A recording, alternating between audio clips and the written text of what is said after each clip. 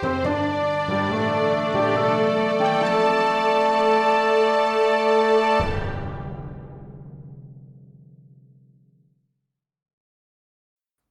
story seekers. I'm Nico. I'm Ben, and you're listening to The Tiny Bookcase. Our guest for this episode joins us from the rainy north of England and delights in writing stories where fantasy and reality collide with surprising consequences. She is the author of the historical fantasy series Nature A, in which the Tudor period is infused with magic and swashbuckling adventure. We would like to warmly welcome Jan Foster. Hello. Hello, Jan. Hi, how are you? Very good, thank you. Very good. Oh, Glad to very be well. glad to be hearing you after we met in person at FantasyCon recently, Indeed. which was Lovely lovely. Chester. Absolutely. How did you find it in the Goblin Market, the section of the con? Do you know what? It was so lovely to just chat to people. Obviously I was there displaying my wares, so to speak, but it was lovely just to see why other people had come and see how their weekend had been, and just generally, meet new people. Because as an author, you're quite lonely, really, in some ways. I don't really have. I have other author friends, but I don't speak to people on a daily basis normally. So it was quite hard to talk all day. Number one, my voice completely gave out by Sunday. Oh, no. But it was good. It was really nice. Lovely. You were leaving little dashes of colour everywhere. You got some really nice sort of like bookmark flyers for your work, and they really do jump out. My wife's a graphic designer, and she said, "Oh, these look amazing. Who did these?" Really? So I said, "Well, actually, that was my friend Jan that I met on the first night, actually." But she's the one that forced you to go up and sing. Or we're not allowed to that talk was about Ben, that. in fact. No, that was in fact Benjamin. No, I really had to twist his arm. This professional singer Yeah, it was want tough. to absolutely nail it at karaoke. You Right, guys are that's it. I need to amazing. move this on now. So, where did your interest in the Tudor period start? What lit that fire? I think I have always loved Elizabeth I. I don't know. There's something about her that I don't know. It just always resonated with me. And then I did a degree in drama, and in the course of the degree, you do a lot of Shakespeare. I mean, you do a lot when you do A-level English as well, but Shakespeare is a very major part of the drama curriculum I went to at the university. And again, it just, you can't help but be immersed in that period when you're talking about Shakespeare. And you compare him to other playwrights of the time, etc., as well. So you do learn a lot about that particular era just by virtue of what you're covering. And then that kind of disappeared. And then when I had children, when you've got small children, you look for things to do with them. And I found myself gravitating towards places, historic places, national trust properties, historic houses, etc. And I realised it was because my parents had done that with me. And I'd always just kind of wandered off on my own and wondered what life would be like to live there, that sort of thing. And I kept trying to encourage my children to do the same thing, and realised, well, this is silly. They're not interested in that. They just want to run around and climb the trees and see the strange houses with, the half timbers, etc. And I realised actually that the escapism was what I was looking for when I went to these places. And I loved to imagine what life was like had I lived there at the time of it being built. Doesn't matter what period, castles, historic houses, really don't mind. But I just love to imagine and put myself back in that time. So that's where it kind of started. And I guess narrowed down on the Tudor age just because that's my area of most knowledge, possibly, and fascination with the characters and the times, the people, I mean, the real life people. I think that's lovely. That I had this really strong image then of little Jan going around making the stories up in the rooms and stuff. Yeah, that's lovely. I still do it though. We're quite spoiled, I think. I assume that we are quite spoiled in this country with how many old houses and interesting castles and there's national trust sites that you mentioned. They are great, and a lot of them are still in very good nick as well, which is some powerful stuff, I think, for the imagination. I think it really is as well. It is interesting, isn't it? when you look at, sometimes you'll see a documentary from America, and they'll say, well, this house is over 85 years old. Yeah. And it makes you go, oh, God.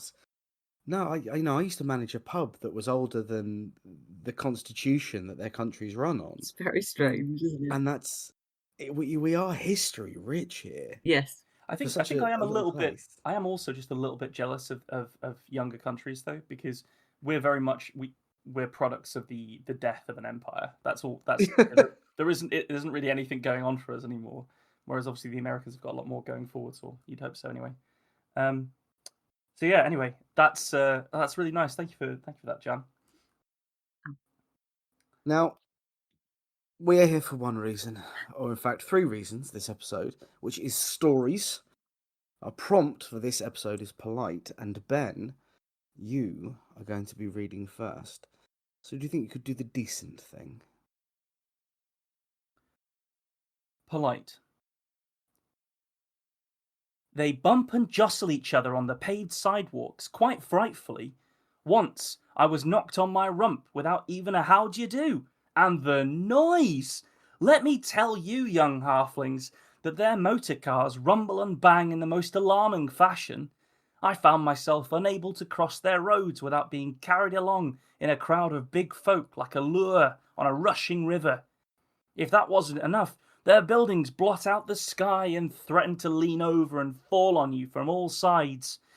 No, my friends, I have nothing good to say about going to the big city, and I'm happy to be back where I belong. The crowd of halflings in front of the speaker pulled faces and nodded their heads in agreement with the message of his saga, all aside from one. Ochre was wide-eyed and grinning, but quickly flattened his lips when one of the elders observing the moot narrowed her eyes at him. Wonder sagas have been an important part of halfling life in Spindlewithies since the olden days, when the wars between good and evil were finally won with swords, shields, and arrows. In order to truly appreciate the things halflings love, all adolescents on the cusp of their 30th birthday are encouraged to have a wander beyond the boundaries of their land, there to see the wider world which the forces of good won for them. Most come back, but some never do, and their families grieve them as having wandered off. Ochre, at 29 7/8, could not wait to wander off, so that when the time came for him to prepare, his knapsack had already been packed for a month. In it went his emergency gardening supplies, nibbles, and a whittling knife. His mother insisted he take a travel pipe and a pouch of halfling puff to remind him of those he'd be leaving behind. Those were stowed at the bottom of his pack. Predictably, the moment the morning bell sounded on his birthday, Ochre's hairy feet hit the road. It was a long path to the city, one which took him from the idyll he had grown to think of as his prison, and led him through empty land divided and churned up by mechanical agriculture. What rivers he saw had steep banks and stern warnings posted by them about something called runoff. Ochre grinned when he read that. After a week of walking and sleeping beneath hedgerows, Ochre had his first interaction with a big person. The dwarf bus depot on the outskirts of the city was near derelict and painted with shadows by the slow-moving autumnal clouds. A yawning human sat behind a windowed kiosk which was set so high that Ochre had to climb on a nearby chair to be seen. When the huge and somewhat bored-looking individual asked him his destination and ticket type, Ochre replied in the way he'd been practicing for years. "A one-way ticket downtown, please," he said as nonchalantly as possible, whilst vibrating with excitement. The bus was just as loud and rumbly as the saga speaker had promised. Each jolt jumped him up in the air and made his knapsack jangle, only for him to bump back down on the well-worn, lurid pattern of the seat. When the time came to disembark, Ochre made sure to thank the driver as he got off. The stout dwarf did not reply, and instead responded by brusquely closing the doors, thoughtlessly snagging the back of his knapsack. Ochre was dragged half a block until he wriggled it loose. He rolled to a stop in a gutter choked by street sweepings. "Wow," thought Ochre, "my first real adventure. They're so mean here. It's like drinking a glass of ice water after years of nothing but politeness steeped in honeyed milk. Picking himself up, he wondered at the skyscraper looming above him. He craned his neck to see the point at which it touched the clouds, then stepped backwards and squinted to make out more of the details at the top. He felt a hand grip his collar and jerk him forwards as a roar of metal tore over the spot he had been standing on. Blinking, he stared into the beautiful face of the person who had pulled him from the road. Oka smiled, realizing he had been rescued by an elf wearing a three-piece suit so sharp it could skin a scrumped apple. "Thank you so much! You're so amazing! Thank you again!" The elf did not return his smile. "This city isn't for you, halfling. Go home before you cause an accident." With that, he turned and strode away. Oka was forced into a sprint to keep up and called after the elf. "Please wait! You saved me! I owe you more than just my thanks. Perhaps we might share some nibbles." "No, I do not eat nibbles." The elf threw the words over his shoulder and did not lessen his pace. A gift, then. I whittled a very fine-looking goat from a piece of yew I found in a field." "Rotten yew which has been mutilated is not considered a gift amongst elf kind. Go home, halfling. You are bothering me." "I am dreadfully sorry. I was just trying to show my appreciation. The only other thing I have is the last of my puff, of which I'd gladly share a pipe with you." The elf stopped so suddenly that Oka walked right into the back of his knees. "Halfling puff, you say?" "Oh yes, my mother grew this herself back home. It burns evenly, but is unfortunately quite sticky." Oka watched the elf's arched eyebrows shoot upwards at the description. "Really? Well, in which case, you must come up with me to my bower." Oka followed the elf into the next skyscraper along and marvelled as they rode upwards in something he referred to as an elevator. The elf's bower turned out to be a palatial penthouse apartment, the centre of which was given over to an enormous greenhouse which thrummed with vibrant life behind thick panes of glass. The rooms surrounding it were set over 3 floors and were elegant beyond Oka's wildest imaginings. With a shout of excitement, he ran over to the exterior windows and marvelled at how small the city looked, even to him. It turned out that not only did the elf like the path, but was keen for him to bring his gardening expertise to his apartment, and invited Oka to live with him. His mother's seeds, which Oka had squirreled away in his supplies, were quickly propagated in the patch of earth cleared for him, and within a few months the first harvest was ready. During that time, Oka experienced the city as only an elf could show it. He went regularly to a kind of singing theatre where the words were all in Elvish and the costumes were outlandish. He toured the art which the humans hung in otherwise empty buildings, and attractive dwarves did unspeakable things to him at lavish underground parties, the elf referred to as raves. The only thing all of the big people he met had in common was their desire to sample what came to be known as Oka's sticky. "This is turning out to be quite the wonder saga," thought Oka. "The big people aren't so bad when you get to know them. They can be quite polite after a pipeful." Oka was on his 3rd puff grow when the raid happened, during one of the week-long parties his host liked to throw. Elven police with slender batons poured out of the elevator like a swarm of fascist ants and began beating all of the guests. Oka desperately slipped through the chaos and hid himself in the greenhouse, peeking out between the elf's bower trees. Things went from bad to worse when he heard a mechanical click from behind him. Oka turned to see his elf friend had a long metal contraption and was loading it with gold-capped purple cylinders. "Do these fuckers not know who they are dealing with?" he asked. Oka could see his eyes were wide. His long silver hair was plastered to the sides of his face. "Oh dear, oh dear, oh dear, oh dear," was the best Oka could muster in response. The first explosion from the contraption shattered the greenhouse glass. Oka watched the projectiles catch fire in the air and burn a violet streak through the armoured vests worn by the police. The contraption made a chunk, chunk, chunk sound as the elf held down the trigger and swept it in an arc through the fracas. Friend and foe alike were mauled by the flaming pellets as the elf rode the recoil. The shuddering impacts caused his perfect face to wobble like a bowl of berry jelly being carried to the table. Oka ran, and he barely stopped running until he was back within the borders of Spindlewithies. After a sleepless time, the elders called him to the moot to recount his saga. Oka said the only thing he could think to say. I have nothing good to say about the big city, and I'm happy to be back where I belong. Oh man, That was great.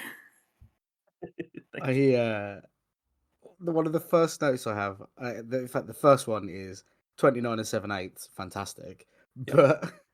But this smells like Tolkien, but shit's about to go fucky, isn't it? Was what I wrote right at the beginning.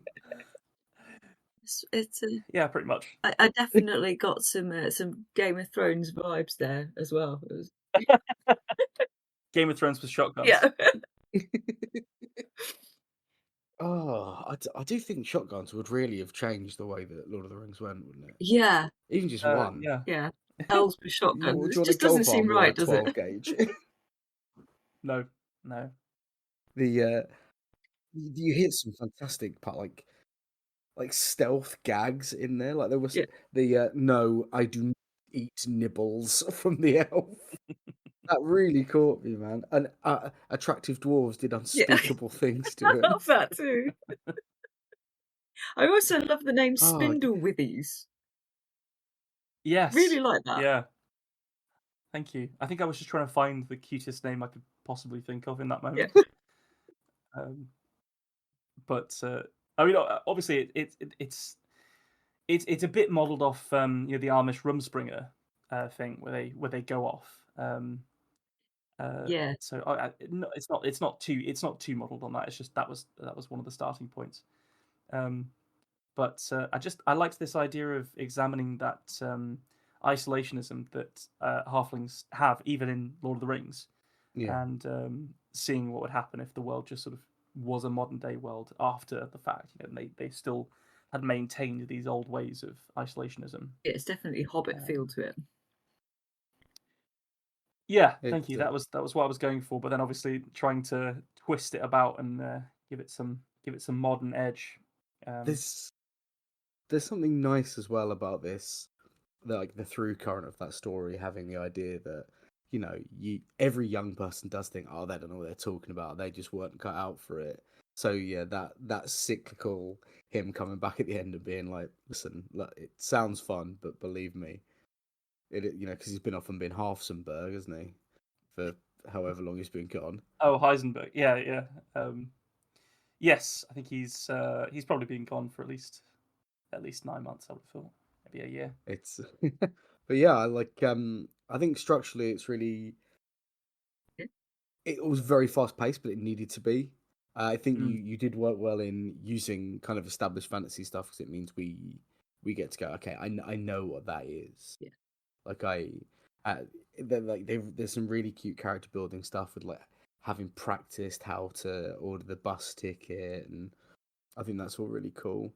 I'm not sure if there might be somewhere in there. It might be a word count thing, but I feel like there's a bit in the middle where it would be nice to, like he gets into the situation with growing the hash for the guy, for the elf, really quickly. He does. I think it's like right.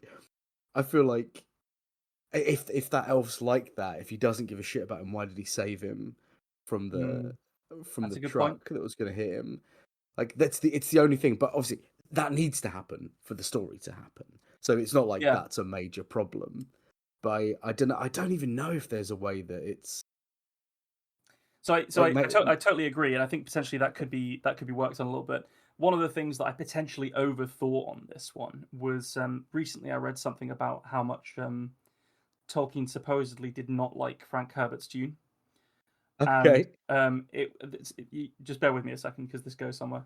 And what it basically comes down to is, and I no way am I a philosopher or like I've never really studied philosophy at all, but essentially Tolkien is a religious deontologist, which is sort of like you assess every action by a set of rules that are set, and then from that you can determine whether the action itself is good or evil, right? Okay. So that's what a lot of the Lord of the Rings is built on. Like, so that's why the elf saves him, because that is still a Tolkienian elf, and so he has to save him because he's an elf. But then the fiction sort of breaks around that, because I also introduce what Frank Herbert did, which is something called consequentialism, which is roughly summarized as like the ends can justify the means, because it's not the action, it's the consequence of the action that matters, and whether or not that's good or evil. I think even at the end he was still a Tolkien elf. You're going to tell me that Elrond wouldn't say, "Show me a fucking warrant," if the 5-0 turned up at Rivendell? Yeah, that's the thing, because obviously it sort of becomes quite Scarface, and he starts firing a shotgun. So it was supposed to sort of show that the world has swung away from it. But I definitely take the point that just on like a structural level, it's a bit quick on that, off the mark on that point. And the elf does a lot of character, I guess you'd call it development, inside that time as well. It's that is a fun bit though. It's like, you leave me alone. Weed, you say? Well, now, why didn't you mention that before? They have a love of all things that grow. I think for me, the thing that, if I was to look at it overall, the one thing that possibly I'd like to have heard a bit more of is that moment when he realizes he's been used doesn't really come through enough for me. Mm-hmm. And then his reaction is just to run home. Yeah. So I don't know. I think it's implied, but in a sense, I wanted to see what Oka's reaction was to it, and for it to be at least a dilemma moment of, oh, right, is everyone like this?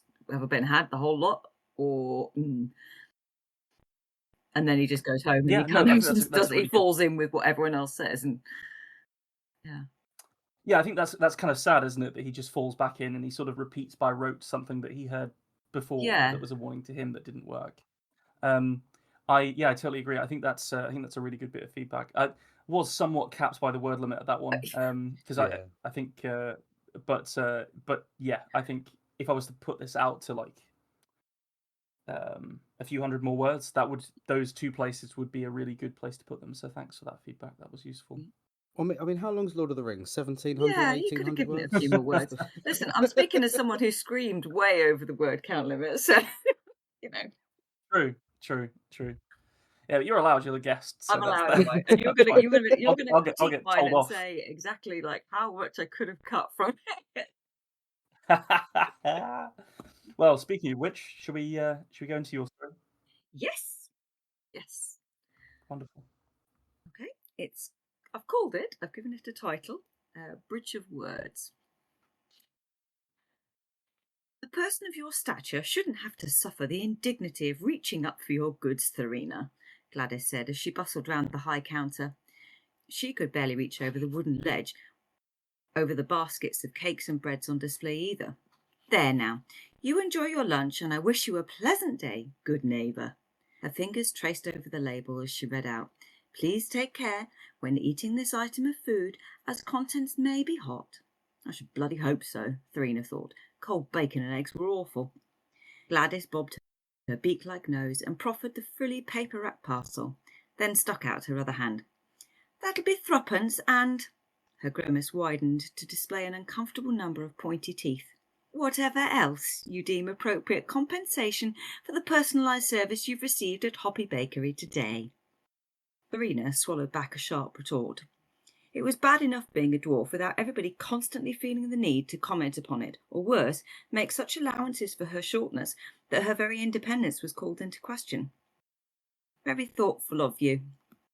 She rummaged in her pouch for silver coins with which to pay for the food, and the shiny green-hued kindness coin Gladys was obviously expecting.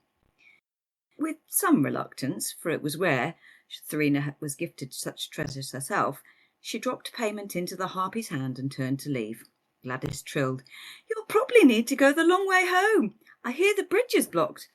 Fun times, Thorina said, grabbing the door a little too forcefully and hoping the near expletive had gone unnoticed. To make up for it, she swore under her breath as she stomped over the cobbled main street. Long way round be damned. She'd wade across the river if need be. Sometimes the villagers' politeness and tolerance overwhelmed her, especially when she was hungry. It took every ounce of restraint not to tear into the fancy package and rip into the brunch bap inside, but it wouldn't do to eat on the street. Better wait until safely home, seated at her workshop table with the meal plated and ready to be nibbled upon in tiny, evenly cut pieces with a knife and forking fork. Besides, simply to untangle the web of trussing around her treat would take all her engineering skills, or a very sharp knife. Resigned, she acknowledged to herself at least the constant need to fancify everything provided an income. Fixing the villagers' elaborate but well-intentioned contraptions to make life more inclusive provided her with a steady stream of repair work, from hoists and wheelchairs to convey the less able-bodied, to sophisticated machines which could assess one's capabilities and suitability to carry out labour. These were the bread and butter of her existence now. As she neared the bridge, the idyllic calm of the quaint thoroughfare was shattered by laughter and derisive snorts. An assortment of people, varying in both creed and colour and representative of the diversity of Elder Grove, gathered on the river bank. They frowned and shook their heads while studying from afar the damage to the only way in and out of the village. A cart had somehow tipped over, depositing cabbages in the middle of the hump as it had crashed into a shiny but dented metal box on wheels.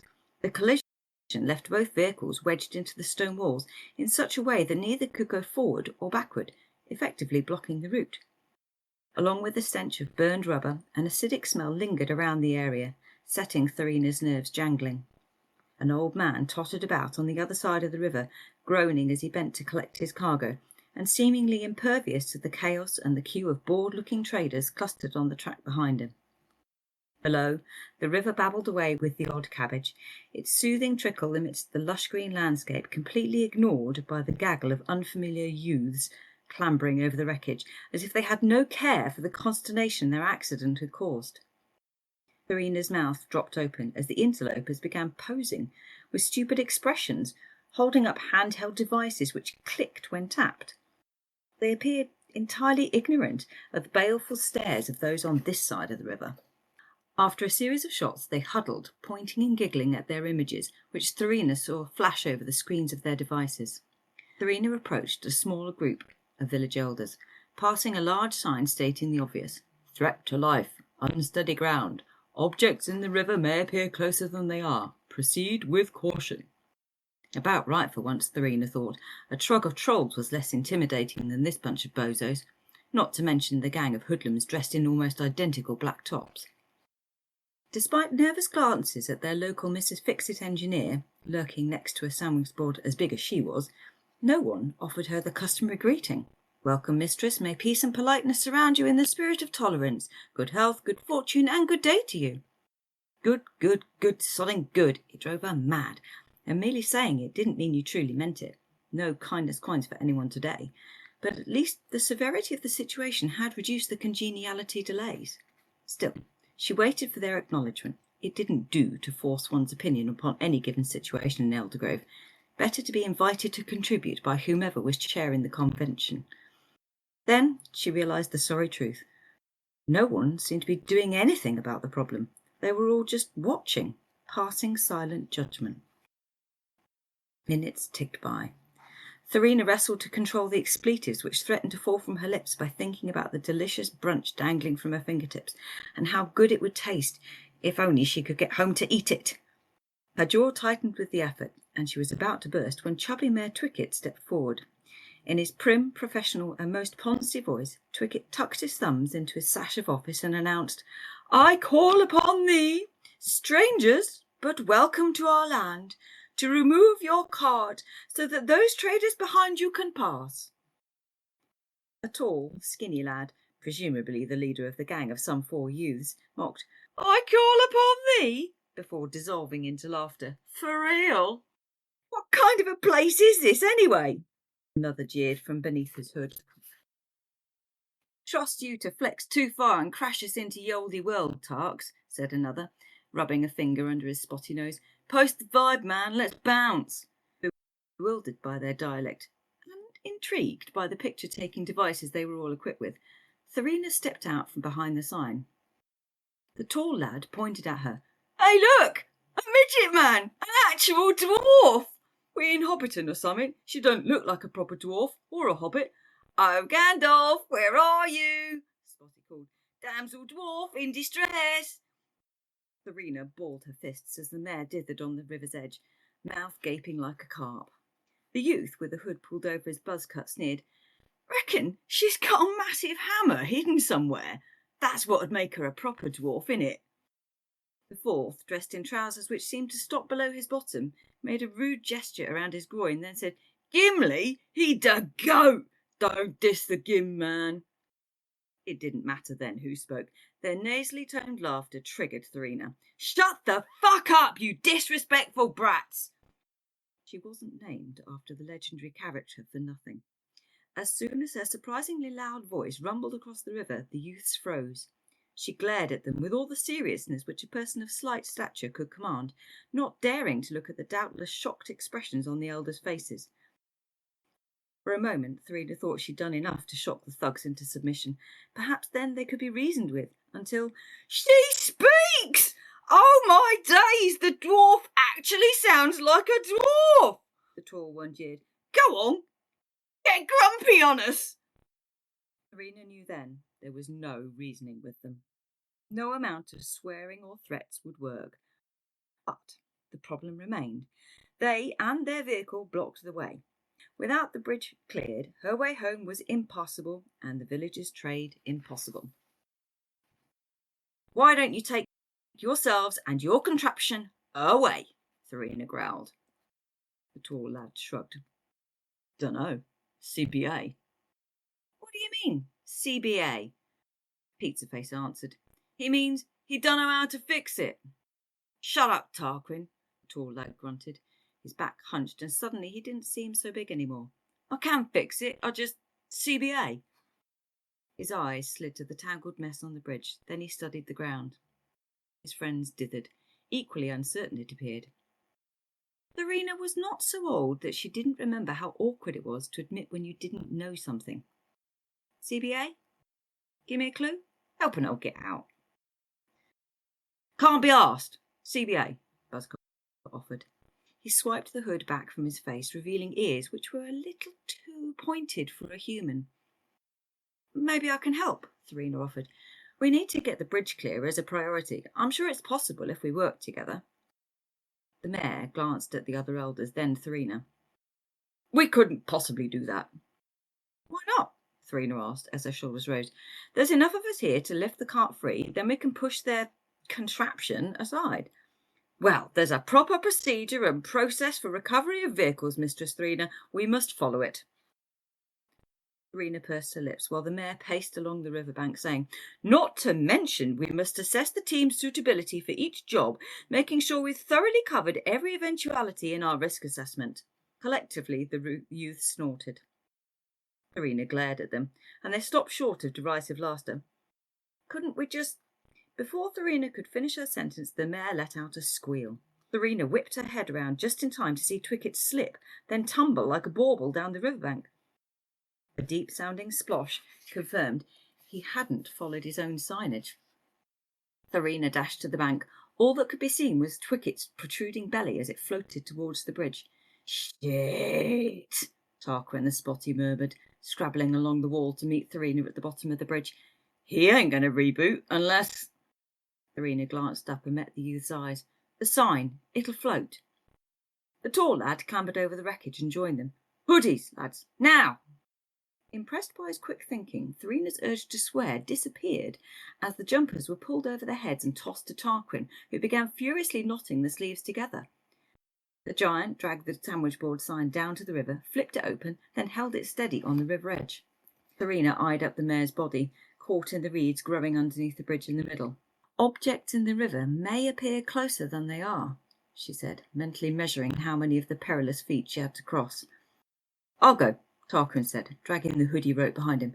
I've paddleboarded. You'll sink, Therina said, sounding more patient than she felt, but the lad clearly needed some tips. think this through. I'll stand on the board, haul the boss man up, then you guys haul me back. Verena had to admire his spirit. Good idea, but I'm afraid flawed. What are you going to paddle with? Plus, it's a thin piece of wood, not enough buoyancy. The tall one said, So let me lie on it, like a surfboard then, hands for paddles.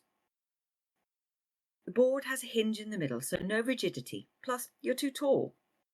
Verena drew in a deep breath. The issue is also weight, especially with, she jerked her finger to the mare's belly, that on it as well. She dropped her brunch. I'll be back for you soon, she told it wistfully, then tentatively knelt on the board. It wobbled but stayed on top of the water. Tie my ankle, she ordered. We haven't time for heroics. Anyone touches the bacon and I'll show you the wrong end of my hammer. Got it? Cautiously, she unfurled herself along the flattened board, while Tarquin and Tall knotted a sleeve around the top of her boot. Then, once she was horizontal, she said, Push me out, please. The lads shoved the makeshift board out into the river, and Verena paddled across to cheers from the two youths hanging over the bridge above.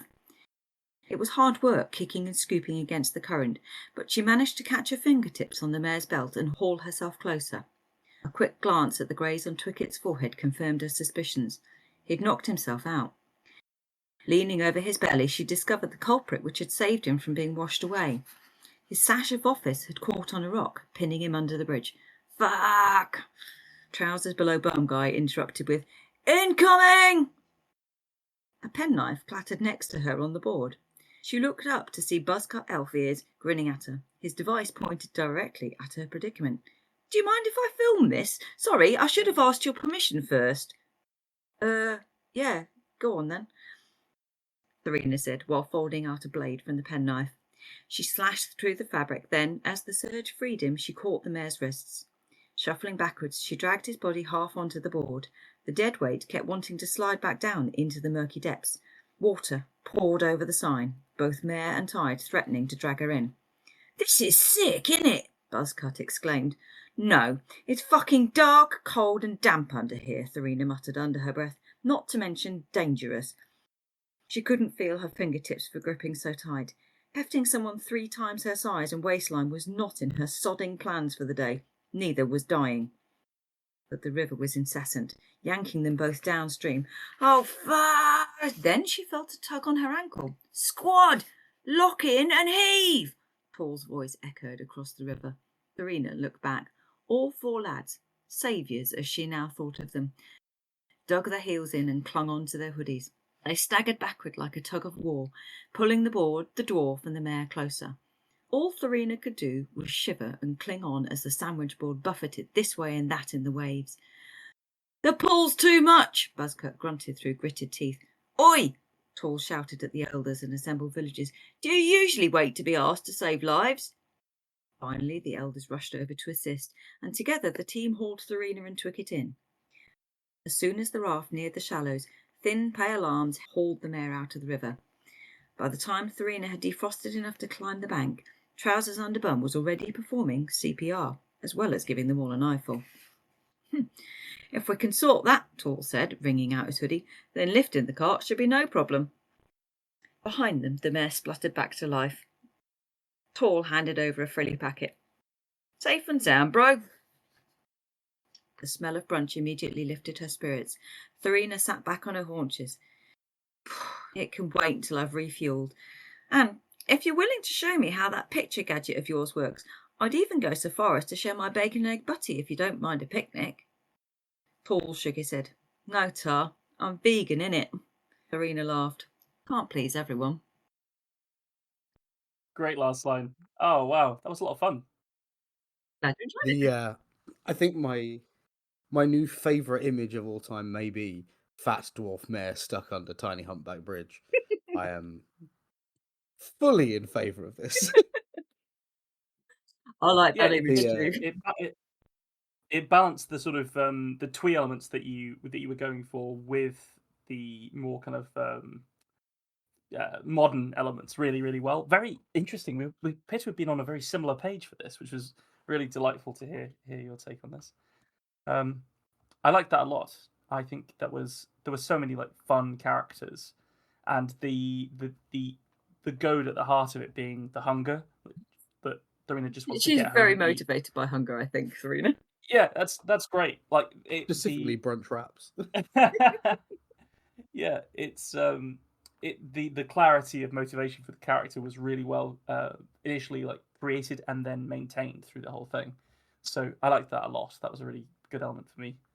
I did.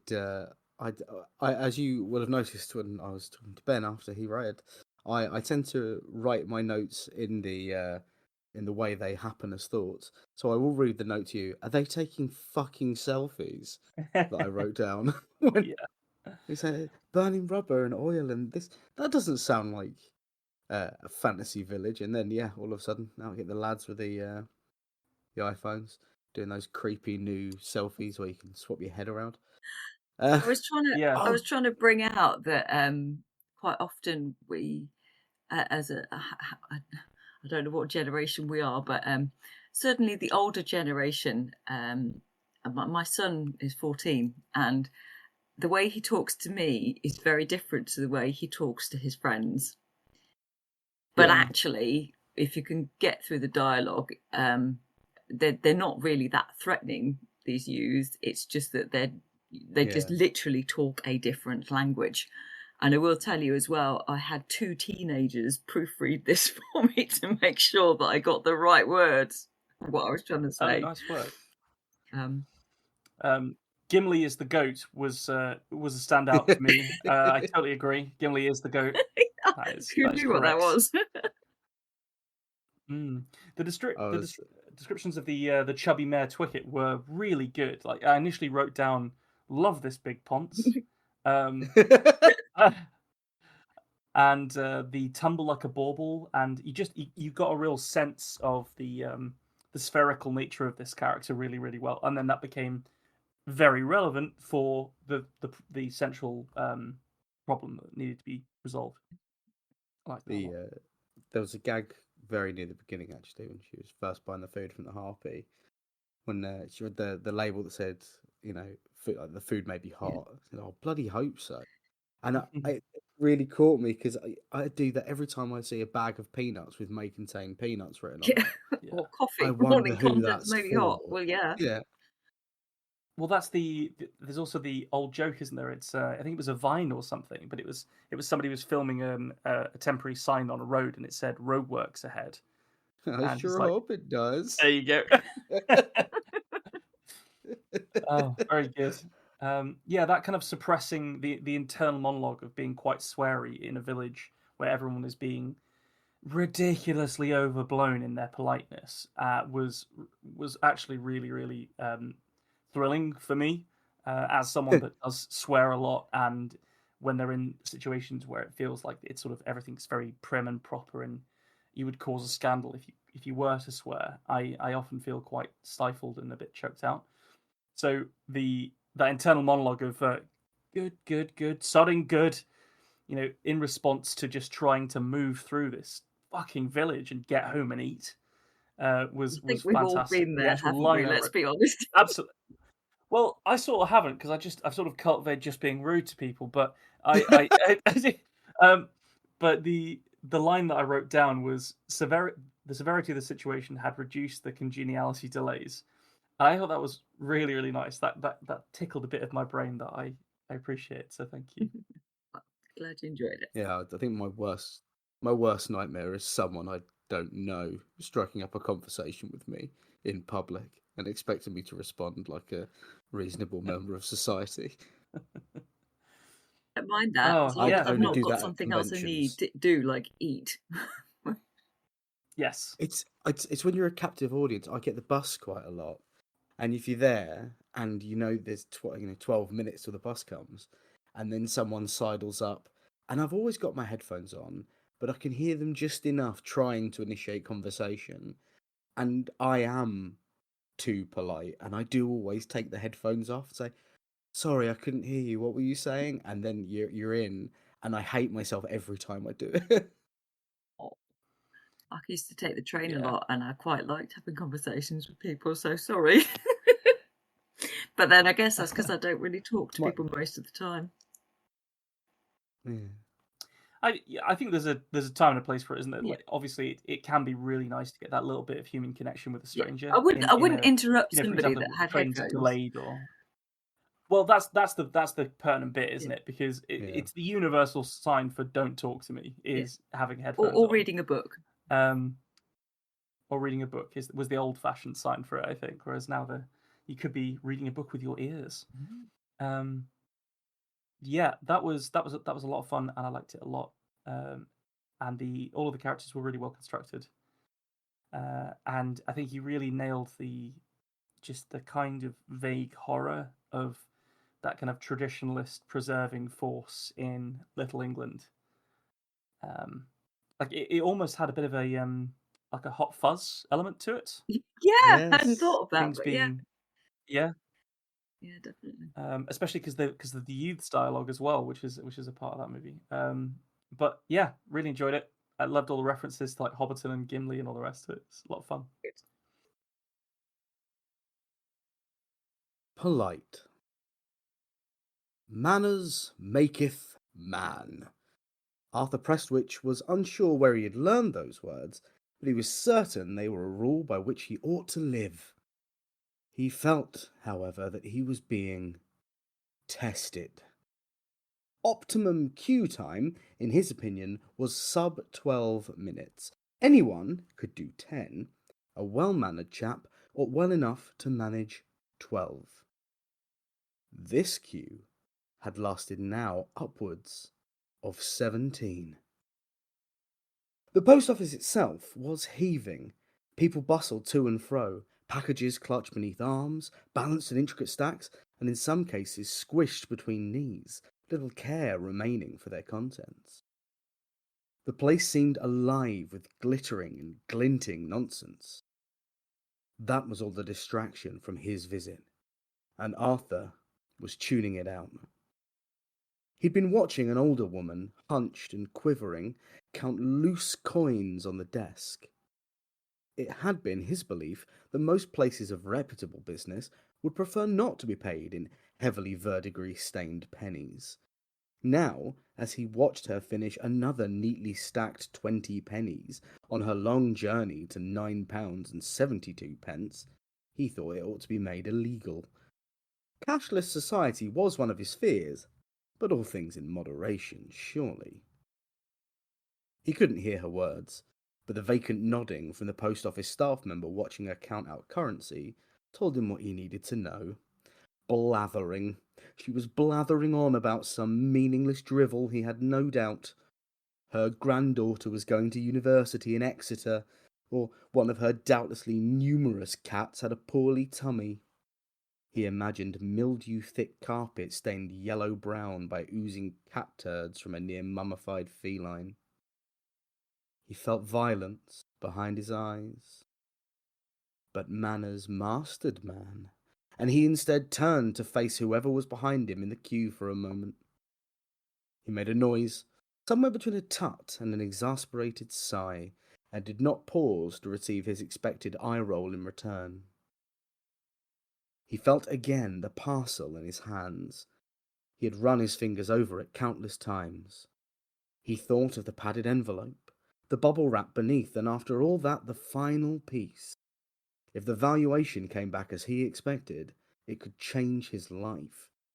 It had been sitting in his mother's attic for a long time, and now she was barely able to see past a limply clutched book of Sudoku. She wouldn't miss it. Not one bit. It would all be his soon anyway, if he thought about it. He was simply getting ahead of things, and he deserved an extra bit of cash, didn't he? The cost of living and all that. He was only a man, made, as it were, by manners. He was so wrapped in thought, he didn't catch their "Cashier number 4, please," from the tiny, sun-bleached and dust-thick speaker above the row of counters. It was only when he felt eyes upon him, some prey instinct driving him to check for lurking predators, that he noticed one of the windows was clear. He could hear the murmurings of other queue-interred people, and thought them quite rude. With a huff, he made his way to the window marked 4, as the electronic chant rang out for a third time. They didn't need to press that again, he thought. I'm already moving.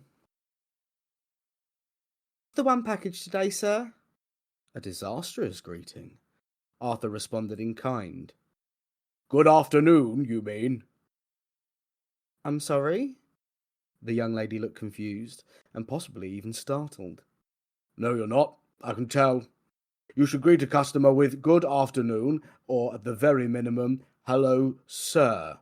Just the one package indeed." The poor young woman clutched the edge of the counter for a moment, unsure if he had in fact confirmed the sending of only one parcel, or if it was a continuation of the rant. "Good afternoon, sir," she tried. "Just the one package today?" Arthur smiled triumphantly and placed his parcel on the counter as though it could go off at any moment. The deference was noted even by the old lady at counter 3, who watched him place it and said, "Oh, crumbs, I've lost count. Was that £4 I'd got to there, or 3? Label it fragile and expedite it. In fact, I insist it arrives tomorrow." Arthur nodded with each of his words, like a furious middle-aged woodpecker.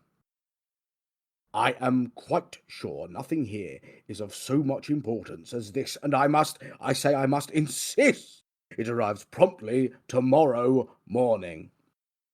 "Okay, sir, we can mark it next day for you. That does cost extra. Is that all right?" Arthur scoffed. Was he going to be forced to repeat himself? The manners of this girl! Could she not have simply listened in the first place? "Yes, that's all right. Of course that's all right." It should be noted, though, sir, I might say it's not worth doing next day. Not at the moment." Arthur used all his willpower to not step backwards from the counter. "Whatever do you mean? Are you saying your service is unreliable?" The young lady chuckled.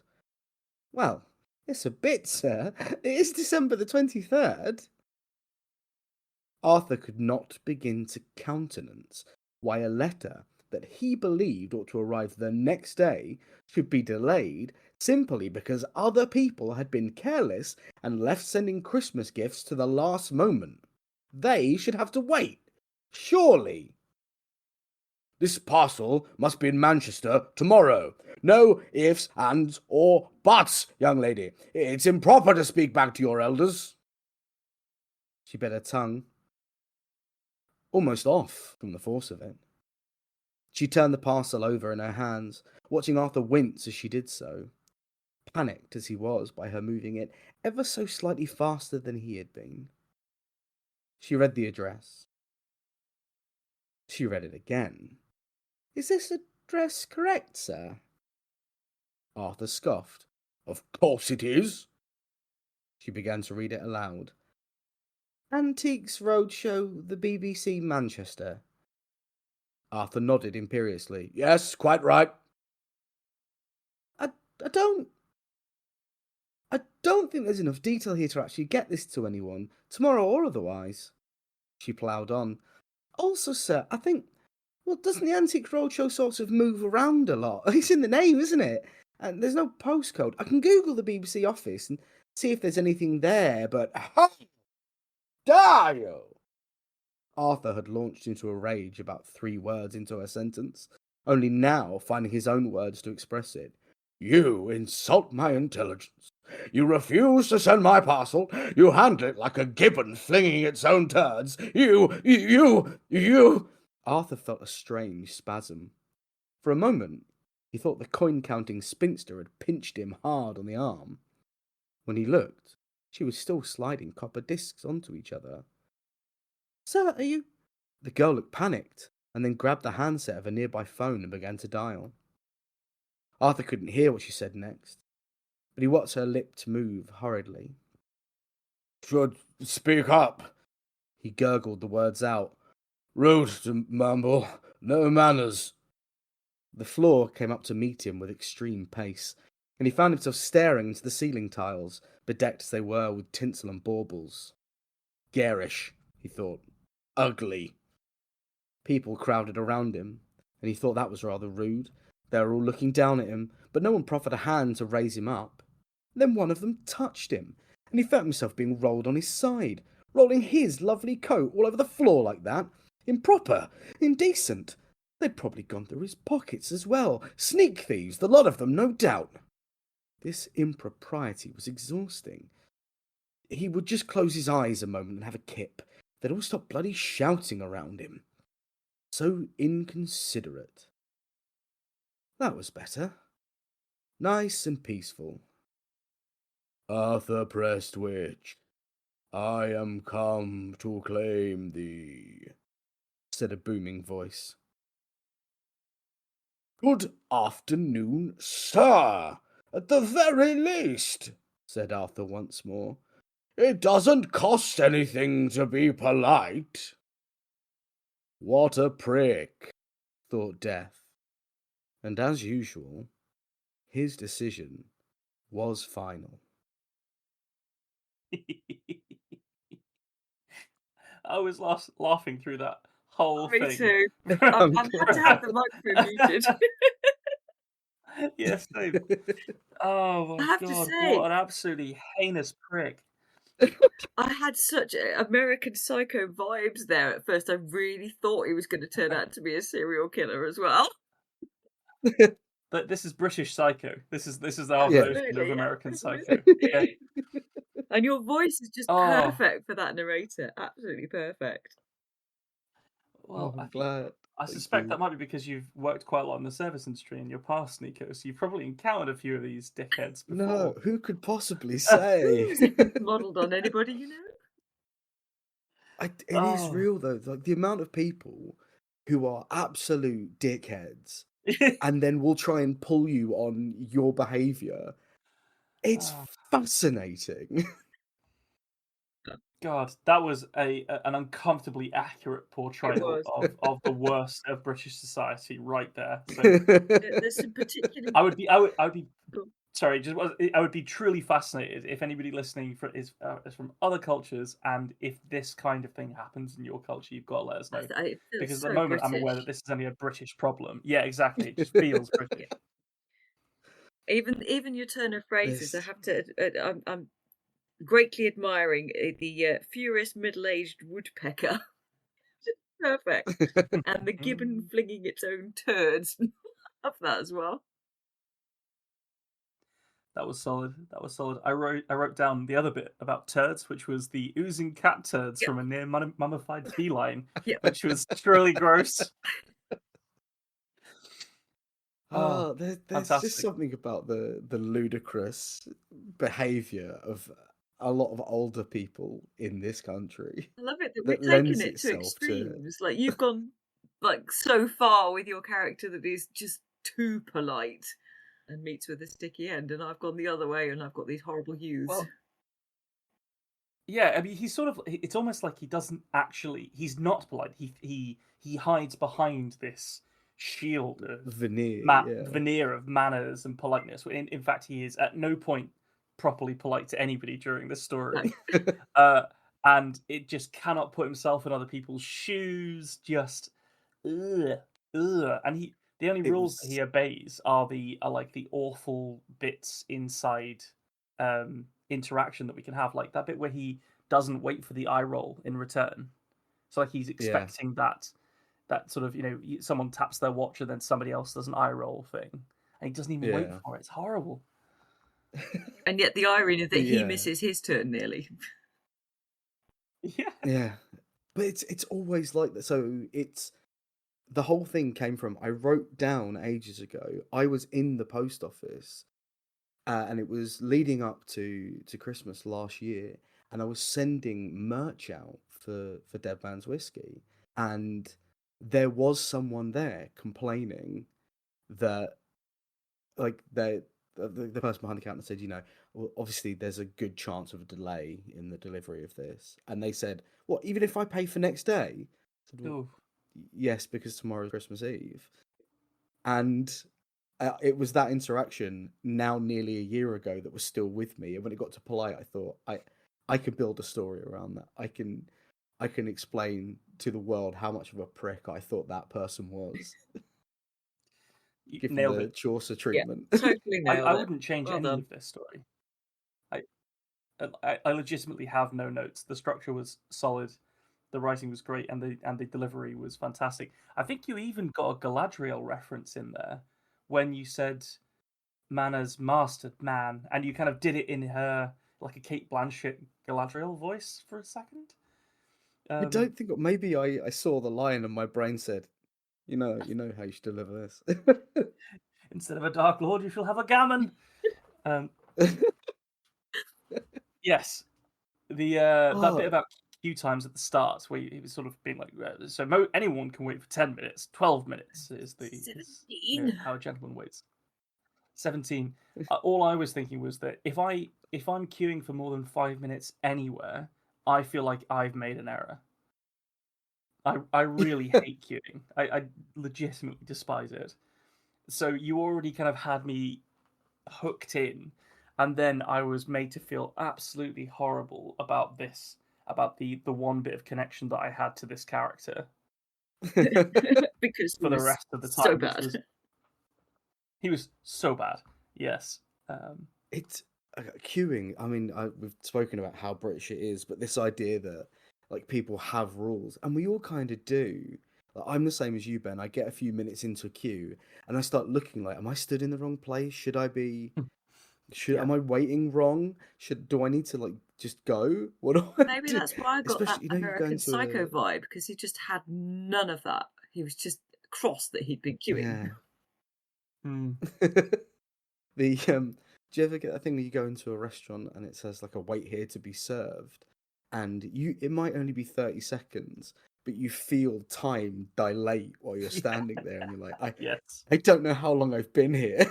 I don't know if I'm in the wrong or if I'm meant to just walk in and sit down. The sign says wait, but I don't feel like I'm waiting correctly.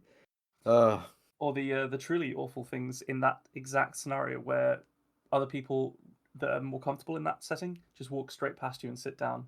They find their own seat, and you're like, are we supposed to do that, or are we supposed to, like, what is it? I don't really want to call other people on this, but that might actually be my table. Right. The last thing I want to say about it, actually I have part 1 and part 2. Part 1 is Sneak Thieves. A character unironically saying Sneak Thieves in their internal monologue is a true highlight of my day, so thank you very much. The second is the fantastic Pratchett nod that you did at the end to close out the story with your character of, the character of Death very heavily modelled on the Discworld Death. Yes. That was really nice. I know we've been thinking quite a lot. We always think about Pratchett, but we've been thinking about him quite a lot in the last week or so because we've just been talking about him a lot, and it was really nice to see that, and also you just got the Pratchett humor in the Death voice as well. Just the sort of very slightly judgmental. It's all in the delivery really there, worked. definitely. It's I think that especially helps. I re-listened to Thud not long ago. Oh, nice. And there's a fantastic bit towards the end where Death says, "You're having a near-death moment," which unfortunately means I am forced to have a near-Vimes moment. Yes. He's got some sass. He's such a great character. Yeah. Lovely. Yeah, really, really well done. Well, what a trio. Very interesting. If you'd have had a dwarf in yours at some point, I know. I was thinking that the whole time. Well, I had a Spectre. That'll have to do. Spectre will have to do. Yep. Yes. No, really good. I enjoyed both of your stories, so thank you. Likewise. Before we close out the story episode, I think it'd be a really good idea if the people listening could be told where they can follow you for updates and anything else that you'd like to sort of talk to them about where they should start reading your work and where they can buy it and things like that.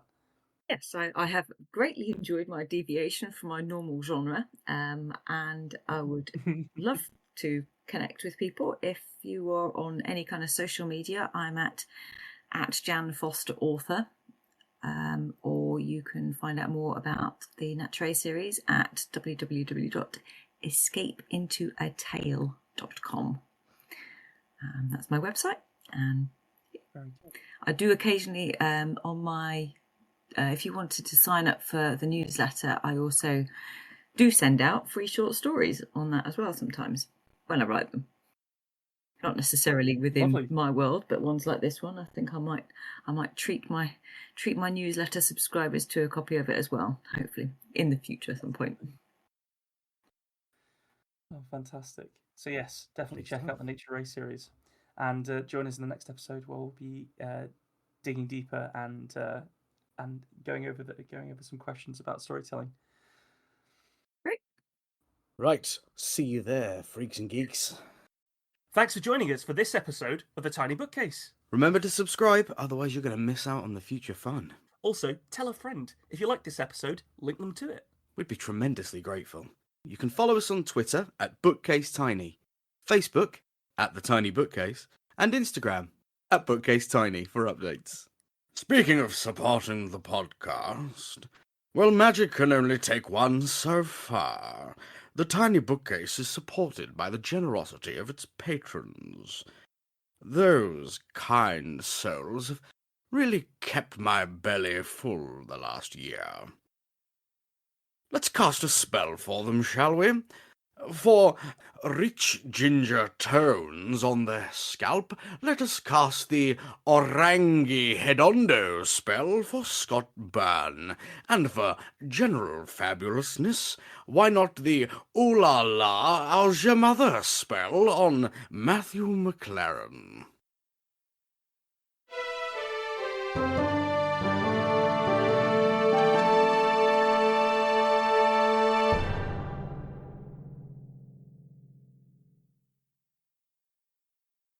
How do you come up with that shit, man?